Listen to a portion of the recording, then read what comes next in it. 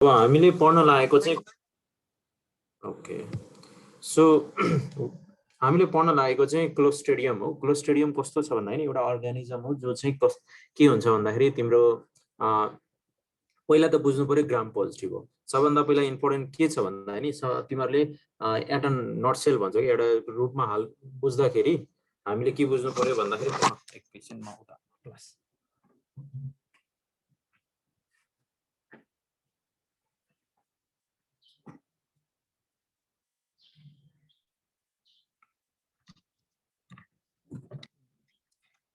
हाम्रो चाहिँ कस्तो छ भन्दाखेरि क्लोस्ट्रिडियम तिमीहरूले चाहिँ ग्राम पोजिटिभ र ग्राम अब खास त माइक्रोबायोलोजीकै स्टुडेन्ट भएको हुनाले तिमीहरूलाई त्यस्तो ग्राम पोजिटिभ ग्राम नेगेटिभमा कन्फ्युजन हुनु त नपर्ने हो होइन।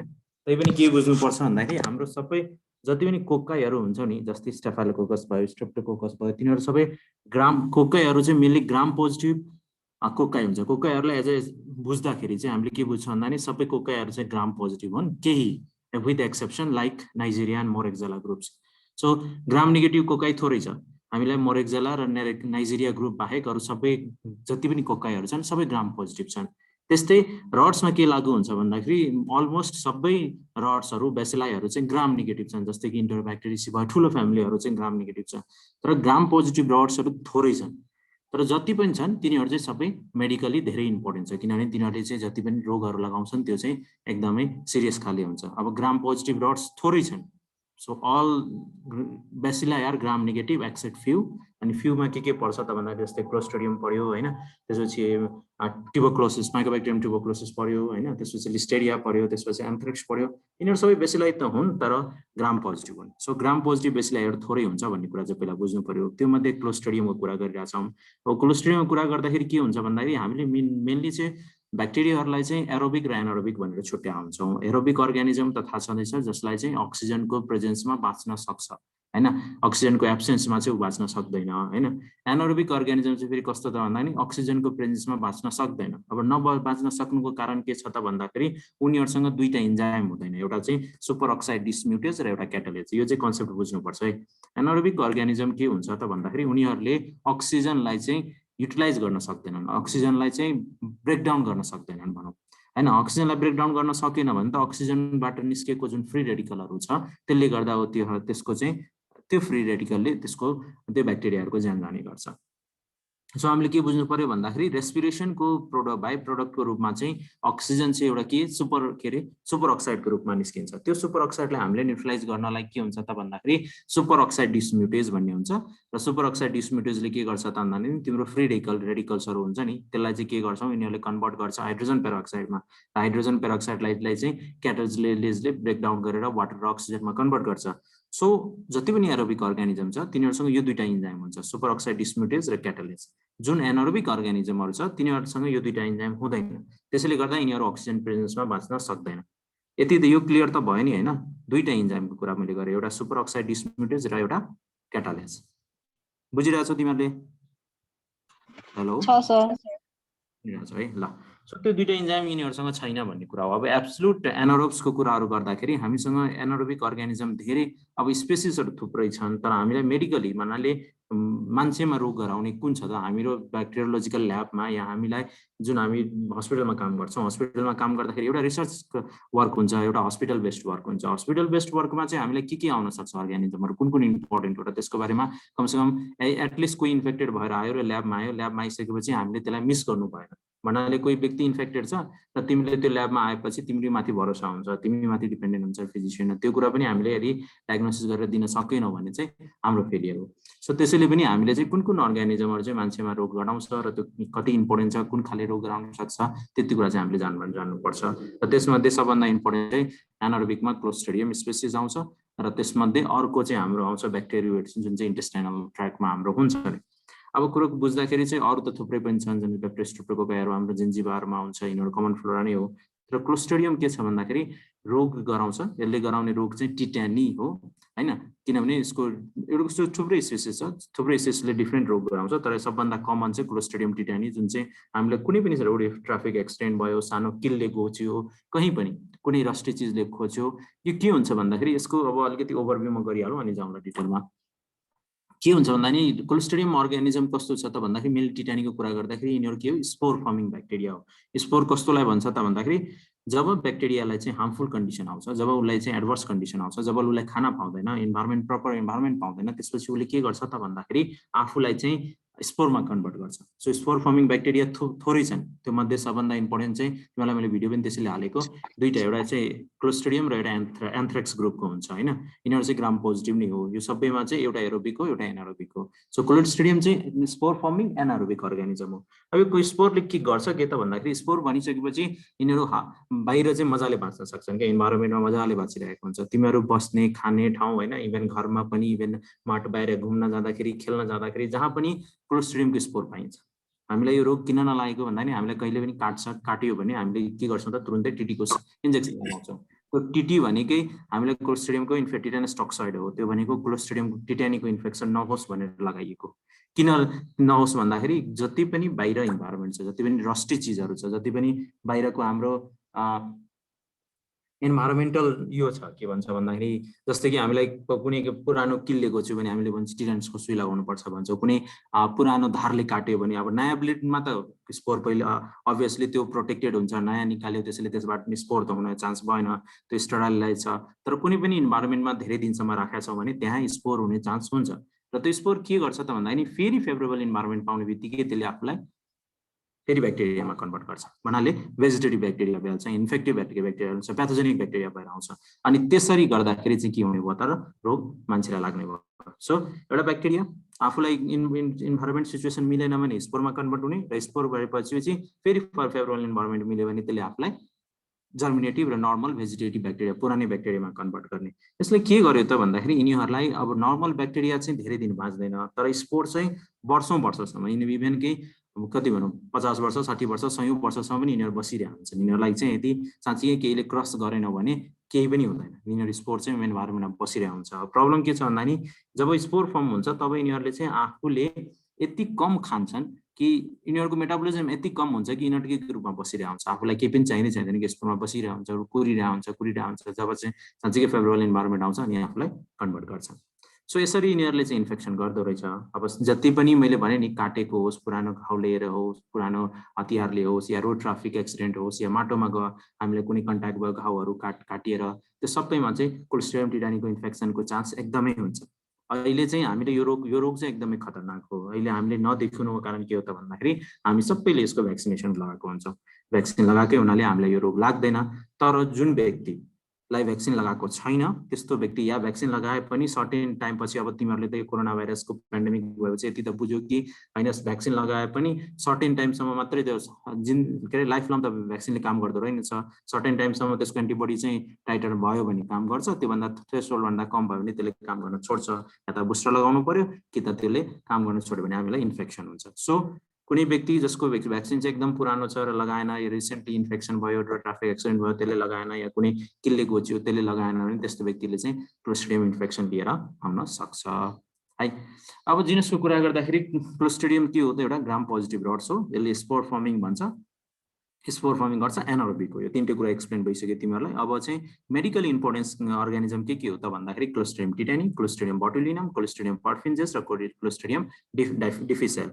अब यो चारटै अर्गानिजम चाहिँ एकदमै पाइन्छ नि। जस्तै क्लोस्ट्रिडियम डिफिसियल इन्फेक्सन त तिमीहरूले हस्पिटलमा टन्नै पाउँछौ, यसको हामीले टक्सिन एसेस गर्यो भने मजाले पाइन्छ। र जति पनि व्यक्तिहरू एन्टिबायोटिक एसोसिएटेड डायरिया भन्छ त्यसमा चाहिँ क्लोस्ट्रिडियम डिफिसियल हुन्छ। क्लोस्ट्रिडियम पर्फिन्जेसले चाहिँ ग्यास ग्याङ्ग्रिन गराउँछ, बोटुलिनमले चाहिँ बोटुलिजम गराउँछ, र टिटानीले चाहिँ टिटानस गराउँछ। अब यो टिटानस र टिटानी दुईटा टर्म छ मेडिकल इम्पोर्टेन्स, त्यहाँ कन्फ्युजन हुनु भएन, कहिलेकाहीँ सोधिन्छ यो क्लोस्ट्रिडियम टिटानीले के डिजिज गराउँछ, टिटानस के टिटानी भनेर। टिटानस भनेको चाहिँ ब्याक्टेरियाले हुने इन्फेक्सन हो। टिटानी भनेको यो TATANI भनेको जस्तो लाग्ला, त NY हुन्छ त्यहाँ होइन। त्यो भनेको चाहिँ कस्तो भन्दाखेरि जसको शरीरमा क्याल्सियमको लेभल कम हुन्छ त्योबाट हुने रोगलाई हामीले टिटानी भन्छौँ। सो टिटानस र टिटानीमा चाहिँ तिमीहरूले चाहिँ एटलिस्ट फरक चाहिँ छुट्याउनुपर्छ। कुनै भाइबल लिन आउने बेलामा सोधिन्छ यो क्लोस्ट्रिडियम टिटानीको नाम सुनेको छ, कुन रोग गराउँछ भन्दाखेरि टिटानी गराउँछ कि टिटानस गराउँछ भन्ने कुरा चाहिँ क्लियरली बुझ्नु पर्यो है। बुझ्यो नि यो कुरा?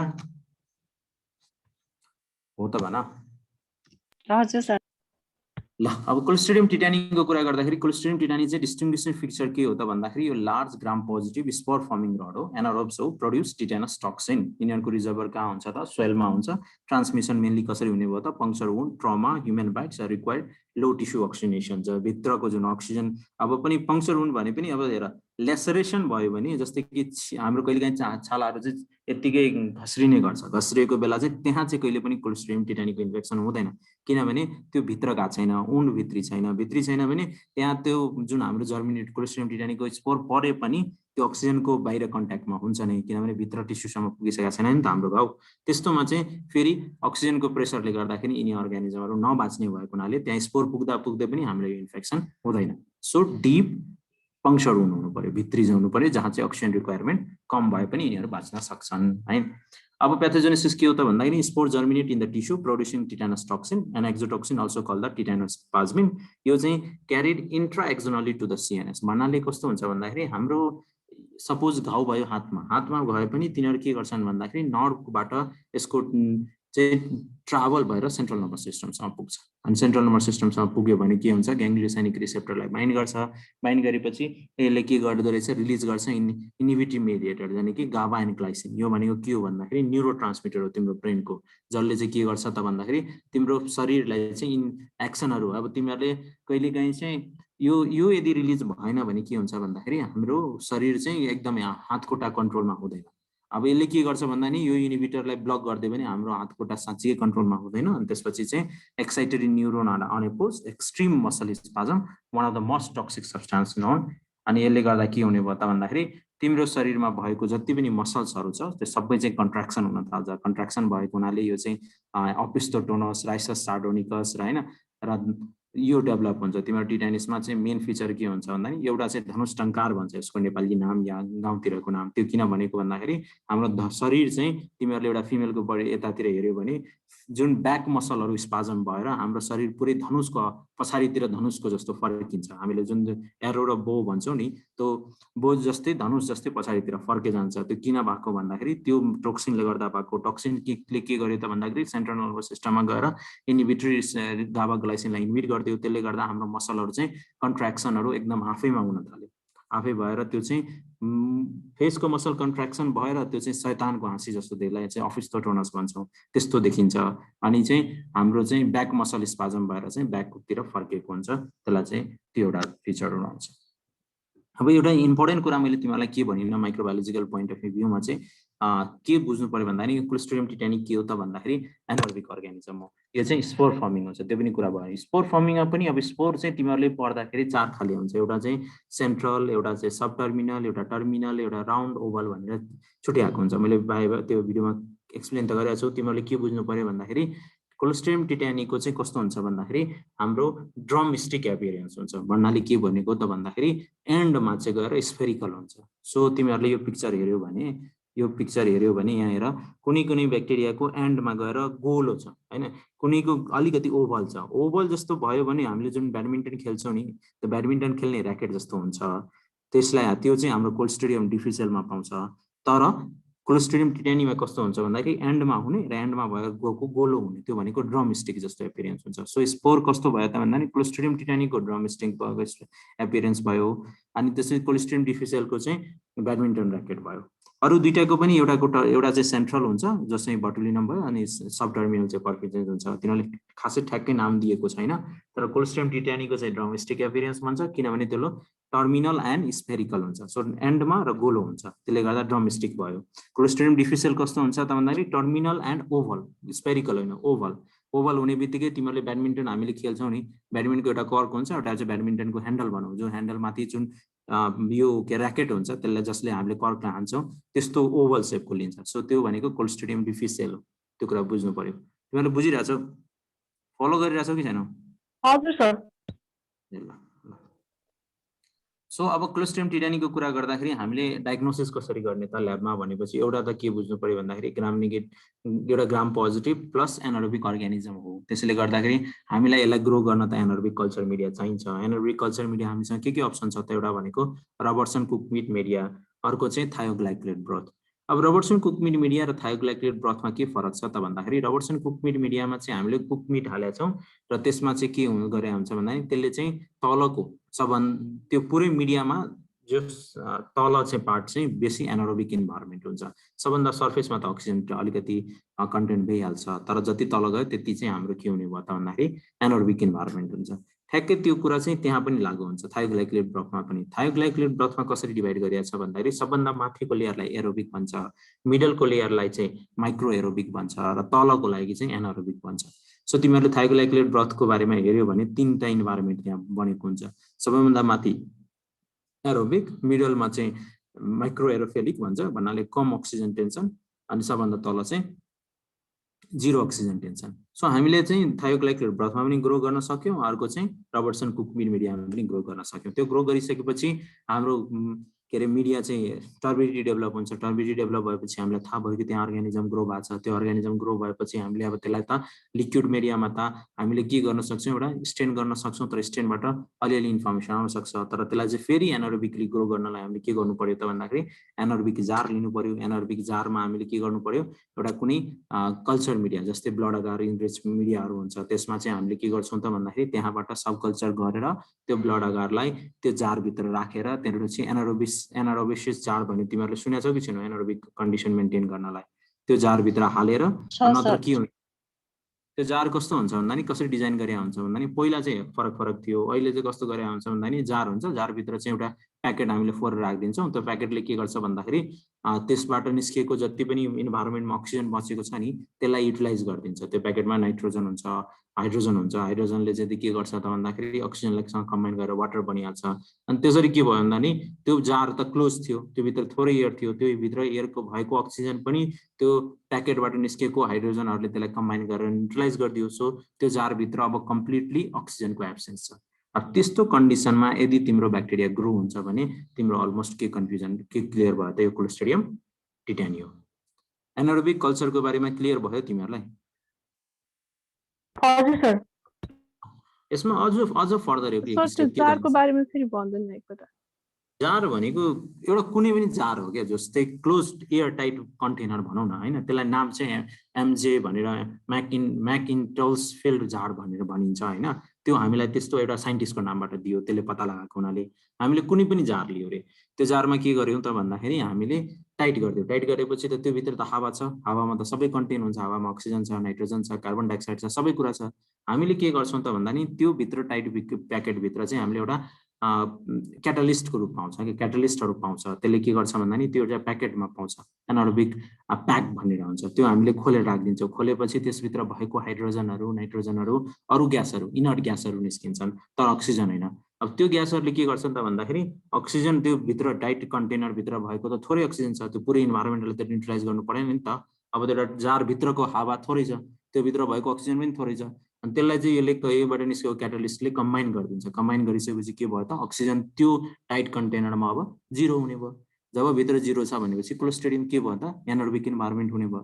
अब पहिला के गर्थ्यौ भन्दाखेरि त्यस्तो जारलाई दुईतिर चाहिँ दिलो बनाइदिन्थ्यौ। एकतिरबाट चाहिँ हामीले इनर्ट ग्यास, एकतिरबाट चाहिँ त्यसलाई भ्याक्युम गर्थ्यौँ। भ्याक्युम गर्ने बित्तिकै त्यो के भयो भन्दाखेरि सबै निस्क्यो, अक्सिजनसँग रिलेर नाइट्रोजन, हाइड्रोजन सबै निस्क्यो।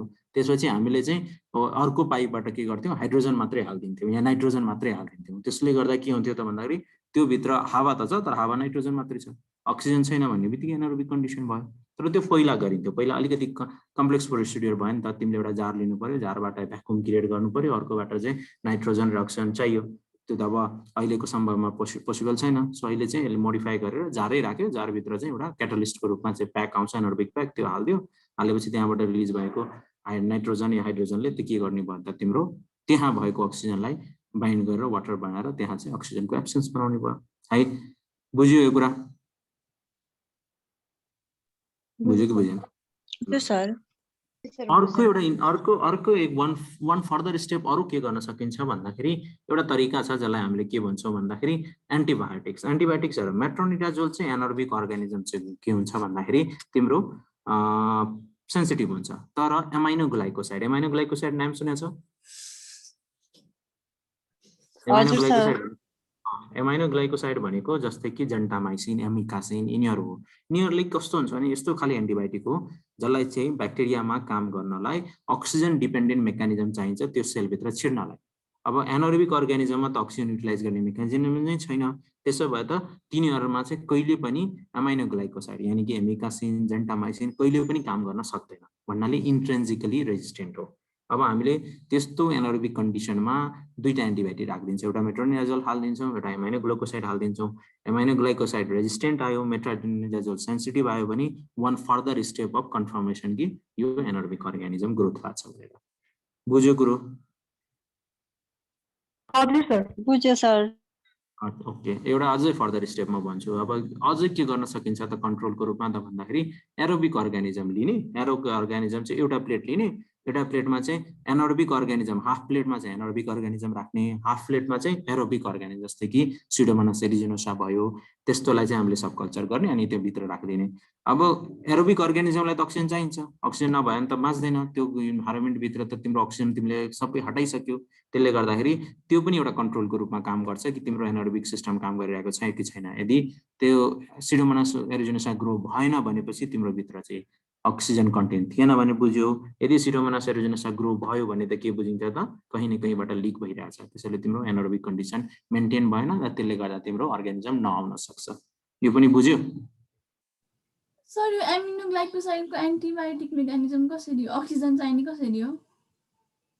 त्यही त मेकानिजम छ भन्दैछु, अक्सिजन डिपेन्डेन्ट मेकानिजम हुन्छ। अक्सिजन चाहिन्छ त्यो एमाइनो ग्लाइकोसाइडलाई ब्याक्टेरिया सेलभित्र छिर्नलाई। कुनै पनि एन्टिबायोटिक तिमीले दिन्छौ, एन्टिबायोटिक दिइसकेपछि त तिम्रो शरीरले त त्यसलाई एब्जर्भ गर्छ, ब्लडमा लिएर जान्छ, ब्लडमा लगेपछि त्यो एन्टिबायोटिक त ब्याक्टेरियानिर पुग्नु पर्यो नि, ब्याक्टेरिया सेलभित्र जानु पर्यो नि मार्नलाई, होइन र? हाम्रो एमाइनो ग्लाइकोसाइडको मेकानिजम एक्सन छ, पेनिसिलिनको मेकानिजम एक्सन छ, सबैको त ब्याक्टेरियामा न एक्सन छ, ब्याक्टेरिया सेलभित्र त छिर्नु पर्यो। यसलाई छिर्नलाई अक्सिजन डिपेन्डेन्ट मेकानिजम चाहिन्छ, अक्सिजन डिपेन्डेन्ट पाथवे चाहिन्छ। बुझ्यो कुरो? हजुर सर। ल अब ट्रिटमेन्टको कुरा गर्दाखेरि जस तिमीहरूले कोलेस्ट्रोल एनारोबिक कल्चर गर्नको कुरा बुझ्यौ नि एटलिस्ट? बुझ्यो सर। मैले स्लाइड राखेको छैन तर तिमीहरूलाई मजाले एक्सप्लेन गरेँ त्यसैले है। अब ट्रिटमेन्टको कुरा गर्दाखेरि चाहिँ क्लोस्ट्रिडियम टिटानिको ट्रिटमेन्ट चाहिँ हामीले कस्तो हुन्छ भन्दाखेरि एउटा त टिटानस टोक्साइड भन्ने हुन्छ। त्यो सब कल्चर गर्दा चाहिँ त्यहाँ अक्सिजन पर्दैन त? कहाँ? सब कल्चर हामीले जस्तो भन्नुभएको थियो नि अघि ब्लड अगारहरूमा गर्ने भनेर। हजुर, त्यो त्यो चाहिँ सब कसरी कल्चर गर्ने? गर्दा सब कल्चर गर्ने त्यसमा चाहिँ बित्तिकै अक्सिजन आउँदैन, त्यहाँ पनि त हुन सक्छ नि त। त्यो त एकदम सर्ट पिरियड अफ टाइम हुन्छ नि त। तिमीले सब कल्चर गर्न त गर्छौ होइन, सब कल्चर गर्ने बित्तिकै त्यहाँ त ब्याक्टेरिया ग्रो भइहाल्दैन नि त। त्यसपछि सब कल्चर गर्ने बित्तिकै तुरुन्तै तिमीले एनारोबिक जारमा हालिदिनु पर्यो कि। तिमीले लिँदाखेरि त अलि न अलि अक्सिजनको प्रेजेन्स त कन्ट्याक्टमा आयो, तर त्यो कन्ट्याक्टले गर्दा मरिहाल्दैन बिकज त्यति बेलासम्म त उसँग तर छिटो गर्नु पर्यो। यसको मिनिङ होइन कि तिमीले 5 मिनट लगाएर 10 मिनट लगाएर गऱ्यो भने त अभियसली तिम्रो अर्गानिजम चाहिँ लस भइहाल्छ। अरू पनि अब उपाय त छ होइन, जस्तै कि हामीले एनारोबिक जारै, एनारोबिक एउटा के भन्छौँ तिमीहरूको एक्वेरियम जस्तो थाहा छ नि माछा राख्ने, त्यस्तो हाम्रो एनारोबिक एक्वेरियम नै बनाउन सकिन्छ कि। अनि त्योभित्र चाहिँ हामीले काम गर्न चाहिँ सक्छौँ, तर त्यो नेपाल जस्तो ठाउँमा चाहिँ पोसिबल भएन, नत्र पाइन्छ। एनारोबियासिस जार भन्ने हुन्छ, जार नभनौँ एनारोबियासिस सिस्टम भन्छ। त्यो भनेको कस्तो भन्दा नि भित्र पुरै अक्सिजन एब्सेन्सको एउटा हामीले एक्वेरियम बनाएको हुन्छौँ अनि त्यो भित्रै लिएर गयो। बायोसेफ्टी क्याबिनेटहरू हुन्छ नि त्यस्तै तर सिल्ड क्याबिनेट के, जसभित्र अक्सिजन छैन अनि त्योभित्र तिमीले स्याम्पल ग्लोभ्स जस्तो बनाएको हुन्छ अनि त्यो ग्लोभ्स छिरायो अनि त्योभित्र काम गर्यो। त्यसरी गर्न चाहिँ पाइन्छ, तर त्यो चाहिँ नेपालमा पोसिबल भएन। हामीले गर्न यस्तो पनि होइन कि मेरो जब एमडी गरिरहेको थिएँ टिचिङ हस्पिटलमै हाम्रो थुप्रै साथीहरूले चाहिँ एनारोबिकमा चाहिँ थेसिस गरेको थियो अनि त्यसमा चाहिँ मजाले ग्रो भएको थियो। त्यस्तो होइन, मजाले ग्रो हुन्छ तर जस्ट त्यो सर्ट पिरियड अफ टाइम हुन्छ, एकदमै हामीले प्रोलङ राख्न सक्दैन। बुझ्यौ नि? अब ट्रिटमेन्टको कुरा गर्दाखेरि ट्रिटमेन्ट चाहिँ अब खास एउटा त हामीलाई यदि कुनै शङ्का लाग्यो, कुनै पुरानो चिज धातु या के अरे एक्सिडेन्ट भयो केही भयो भने टिटानसको सुई लगाइहाल्ने। अब त्यो एकदमै ठुलो छ, जस्तै कि रोड ट्राफिक एक्सिडेन्टमा ठुलो घाउ भयो, धेरै एरिया एक्सपोज हुने भयो, त्यसपछि हामीले के गर्न सक्छौँ त त्यसलाई टिआइजी राख्न सक्छौँ, टिटानस हाइपर इम्युनोग्लोबिन राख्न सक्छौँ to neutralize the toxin plus metronidazole and त्यसको साथमा ट्रिटमेन्ट दिन सकिन्छ मेट्रोनिडाजोल अर पेनिसिलिन। सो हामीसँग के भयो ट्रिटमेन्टमा? एउटा टिटानस टोक्साइड दिन सक्छौँ, एउटा चाहिँ हाइपर इम्युनोग्लोबिन जो चाहिँ एन्टिबडी हो, प्रिफर्म एन्टिबडी हो, त्यो चाहिँ टक्सिन न्युट्रलाइजको लागि दिन सक्छौँ। अर्को एन्टिबायोटिक मेट्रोनिडाजोल र पेनिसिलिन दिन सक्छौँ। अब मसलहरू स्पाजमको लागि हामीले डाइजिपामहरू हालेका हुन्छौँ। प्रिभेन्सन के गर्ने त भन्दाखेरि टिटेनस टोक्सोइडको भ्याक्सिन लगाउने, important because disinfectant have poor sporicidal action, care of wound, proper wound cleaning and care plus treatment. अब एउटा कुरा अझै इम्पोर्टेन्ट छ, तिमीहरूको जति पनि स्पोर फार्मिङ अर्गानिजमहरू हुन्छ तिनीहरू चाहिँ नर्मली चाहिँ यो अल्कोहल सल्कोहलले मर्दैन। त्यसलाई चाहिँ हामीले के गर्नु पर्यो, या त ह्यान्ड वास गर्नु पर्यो या त अटोक्लेभ, हाम्रो त हातै धुनु पर्यो, या त अटोक्लेभ गर्नु पर्यो। अटोक्लेभ गर्ने टेम्परेचरहरू तिमीहरूलाई थाहा छँदैछ। कहिलेकाहीँ स्पोरिडिसियलमा चाहिँ हाम्रो हाइड्रोजन पेरोक्साइड र आयोडिन पनि आउँछ। सो आयोडिनले पनि स्पोर मर्छ, हाइड्रोजन पेरोक्साइडले पनि मर्छ। अब अर्को अर्गानिजम छ क्लोस्ट्रिडियम बोटुलिनम। क्लोस्ट्रिडियम बोटुलिनम कस्तो त भन्दा नि बोटुलिनम टक्सिन प्रोड्युस गर्छ। यसले चाहिँ योसँग ए र बी पोलिपेप्टाइड न्यूरोटक्सिन हुन्छ। Actually a series of 7 antigenically different type A and type B are the most common, coded by a prophase. Prophase भनेको तिमीहरूलाई भाइरस पढाइ भएको छ, जसमा चाहिँ हामीले ब्याक्टेरियोफाज भन्ने के अरे फाज भनेर पढाइ भएको छ। ब्याक्टेरियोफाज पढाइ भएको छैन है? छैन सर। ल कुनै दिन कुरा गरौँ न त्यसको बारेमा। जस यो कोडेड बाइ प्रोफेज भन्ने हुन्छ भन्नाले त्यो लाइटिक फेज यस्तो के हो भन्दाखेरि हाम्रो ब्याक्टेरियालाई ब्याक्टेरिया चाहिँ भन्दा भाइरस चाहिँ सबैभन्दा सानो हो। भाइरसले चाहिँ कहिलेकाहीँ ब्याक्टेरियालाई मार्न सक्छ। त्यो मार्नेलाई चाहिँ हामीले ब्याक्टेरियोफाज भन्छौँ हैन। ब्याक्टेरियोफाज चाहिँ दुई खाले हुन्छ, एउटा लाइटिक फेज, एउटा लाइसोजेनिक फेज। लाइसोजेनिक फेजमा प्रोफेज भन्छौँ त्यसलाई। त्यसले चाहिँ यो क्लोस्ट्रिडियम बोटुलिनम टक्सिनलाई इन्कोड गर्छ। जस्तो त्यसको बारेमा कुरा गर्दाखेरि हामीलाई थाहा हुन्छ, अहिले त्यति त्यतातिर नजाउँ। यो हाइली टक्सिक हुन्छ, हिट लाभाइल हुन्छ। मेकानिजम एक्सन के हो त भन्दाखेरि absorb by the gut and carried by the blood to the peripheral nerve synapse, block release of the acetylcholine at the mononeural junction, result in the reversible flaccid paralysis. अब कुरो के पनि हैन, Clostridium botulinum भनेको एउटा bacteria हो जसले चाहिँ के प्रोड्युस गर्छ, बोटुलिनम टक्सिन। अब यो टक्सिनले गर्छ के त भन्दाखेरि just opposite of Clostridium titanium toxin. Clostridium tetanus टक्सिनले के गर्थ्यो त भन्दाखेरि हाम्रो इन्हिबिटरीलाई गाबाग्लाइसिनलाई इन्हिबिट गरेर हाम्रो मसल चाहिँ एकदम टाइट हुन्थ्यो, स्पाजम हुन्थ्यो। तर यसमा चाहिँ उल्टो हुन्छ। यसमा के हुन्छ भन्दाखेरि अर्को उल्टो न्युरोट्रान्समिटर एसिटाइलकोलिनलाई इन्हिबिट गरेर के हुन्छ भन्दाखेरि तिम्रो शरीर चाहिँ एकदमै फ्ल्यासिड, के भन्छ भन्दा नि पुरै थरथर गर्ने, एकदमै त्यसमा केही टोनै नभएको के नर्भ सप्लाई नभएको त्यस्तो पाराले बनाइदिन्छ। अनि त्यस्तो पाराले गर्दाखेरि त्यो चाहिँ फ्ल्यासिड प्यारालाइसिस, जस्ट अपोजिट अफ स्पाजमलाई भन्छ हामीले फ्ल्यासिड। अब यसमा चाहिँ के पैथोजेनेसिस के छ त भन्दाखेरि spore survive with the soil and dust, germinate in the moist warm nutrition but non acidic and anaerobic condition. अब यसले प्रोड्युस गर्ने त बोटुलिनम टक्सिनको कुरा हामीले गरि नै सक्यौँ। अब कस्तो छ भन्दा नि डिजिज फर्म अफ बोटुलिजम के हुन्छ त भन्दाखेरि अब यो एडल्टमा चाहिँ प्रिफर्म टक्सिन इन्जेक्सन भयो भने, टक्सिकोसिस भयो भने, poorly canned alkaline vegetable, green bean and smoke fish भन्नाले हामीले जुन फिसहरू खान्छौँ या क्यान जुन चाहिँ प्याक फुडहरू हुन्छ त्यसमा के हुन्छ भन्दाखेरि यसको स्पोर छ भने त्यो स्पोर जर्मिनेट भएर त्यसबाट टक्सिन रिलिज भएर अब त्यो खायो भने हामीलाई चाहिँ त्यसले चाहिँ टक्सिनले डिजिज गराउन सक्छ। त्यो एडल्टमा भ्याल्यु। बच्चामा के हुन्छ त भन्दाखेरि spore ingested household dust and honey. Normally चाहिँ बच्चा जन्मिने बित्तिकै के हुन्छ त भन्दाखेरि कहिलेकाहीँ चाहिँ हामीले हनी चटाउने गर्थ्यौँ। त्यो हनीमा चाहिँ यसको स्पोर भयो भने त्यो स्पोरले त्यस टक्सिन रिलिज गरिराखेको हुन्छ र बच्चालाई चाहिँ गाह्रो भएर कहिलेकाहीँ ज्यान पनि जान सक्छ। सो इन्फेन्टाइल बोटुलिजम भन्छ त्यसलाई, toxin produce in the gut. अनि अर्को चाहिँ अब भइहाल्यो उन्डमा भइसकेपछि ट्रमाटिक इम्प्लान्टेसन, घाउ भयो, घाउमा चाहिँ त्यहाँ गएर स्पोर बस्यो, स्पोर बसेपछि त्यो जर्मिनेट भयो, जर्मिनेट भएर टक्सिन प्रोड्युस गर्छ। सो त्यो 3 खाले रोग हुन सक्यो। अब सिम्पटम के हुन्छ त भन्दाखेरि एडल्टमा हुने चाहिँ 1 to 2 days unset of weakness time लाग्छ, विकनेस हुन्छ, डिजिनेस हुन्छ, ब्लरी भिजन हुन्छ, फ्ल्यासिड प्यारालाइसिस हुन्छ, डायरिया हुन्छ, नजिया हुन्छ, भोमिटिङ हुन्छ। किनभने यो एडल्टले खाएपछि गटमा गएर भयो, यो सस्पेक्टेड फुड र सेरमबाट हुने हो। इन्फेन्टमा गएर उल्टा कन्स्टिपेसन हुने, प्यारालाइसिस हुने, डिप्लोपिया हुने, डिस्फेजिया हुने, विक फिडिङहरू crying may lead to respiratory stress. त्यो चाहिँ नर्मली हामीले चाहिँ टक्सिन केमा हेर्न सक्छौँ त भन्दा नि स्टुल या सेरममा। र ट्रमाटिक जुन हुन्छ उन्डमा हुन्छ त्यो चाहिँ as a foodborne without GI symptom, तर त्यसले चाहिँ जिआई सिम्पटम प्रोड्युस गर्दैन किनभने हामीले त्यो जिआईबाट गरेको होइन। टक्सिन चाहिँ सेरममा डेमोन्स्ट्रेसन गर्न सकिन्छ। अब तिमीले एटलिस्ट चाहिँ के बुझ्नु पर्यो भन्दा नि हनी बच्चाले चटाउँदाखेरि हनी चाहिँ सेफ हुनु पर्यो, त यतिकै चटाउनु भएन कि त दिनु नै भएन है।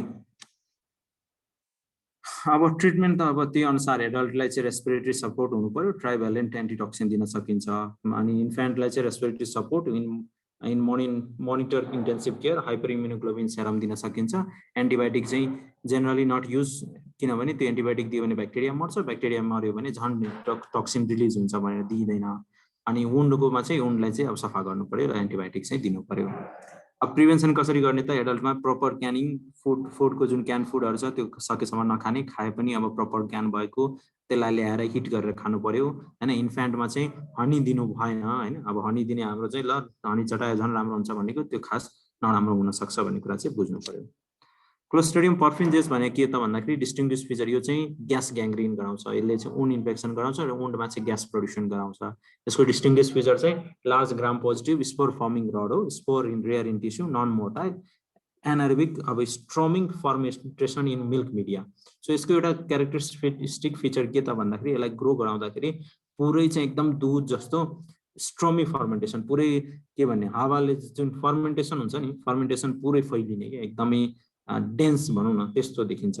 अनि डबल जोन अफ हेमोलाइसिस देखिने भयो। अब पाउन चाहिँ ह्युमन रिजर्भर र ह्युमन के अरे सोयल र ह्युमन कलममा पाउँछ, ह्युमनको इन्टेस्टाइनमा पाउँछ र ट्रान्समिसन चाहिँ फुड भनेर ट्रमाटिक इम्प्लान्टेसनबाट हुन सक्छ। यसले के गर्ने भयो? Spore germinate under the anaerobic condition in the tissue, vegetative cell produce alpha toxin, जसलाई चाहिँ अनि फस्फोलाइपेज सी भन्छौँ, लेसिथिनेज भनेर भन्छौँ। यसलाई आइडेन्टिफिकेसन गर्न के हामी ग्रो गर्नु पर्यो? आइडेन्टिफाई बाई नेग्लर, खास त रिएक्सन चाहिँ नेग्लर रिएक्सन हो। यसलाई चाहिँ हामीले egg yolk agar plate one side with antitoxin anti alpha toxin lecithinase activity is detected on the side with no antitoxin. So हामीले के गर्छौं त भन्दाखेरि एउटा नेग्लर रिएक्सन भने कस्तो भन्दा नि एउटा प्लेट हो, कस्तो प्लेट त भन्दा नि एग यल्क अगार कन्टेनिङ, त्यसको चाहिँ हामीले दुई भाग गर्छौं, आधा र आधा। एउटा एकतिर चाहिँ हामीले टक्सिन हाल्छौं, एकतिर खाली हुन्छ। सो एकतिर एन्टिटक्सिन हुन्छ, एकतिर खाली हुन्छ। अनि हामीले त्यसपछि ब्याक्टेरियालाई त्यहाँ सबकल्चर गर्छौं। गरिसकेपछि जुनतिर एन्टिटक्सिन छ त्यसलाई त न्युट्रलाइज गरिसक्यो, जुनतिर एन्टिटक्सिन छैन त्योतिर चाहिँ लेसिथिनेज एक्टिभिटी डिटेक्ट हुन्छ र यसरी चाहिँ हामीले क्लोस्ट्रिडियम पर्फिन्जेस चाहिँ ग्रो भयो भन्ने कुरा हामीले बुझ्छौं।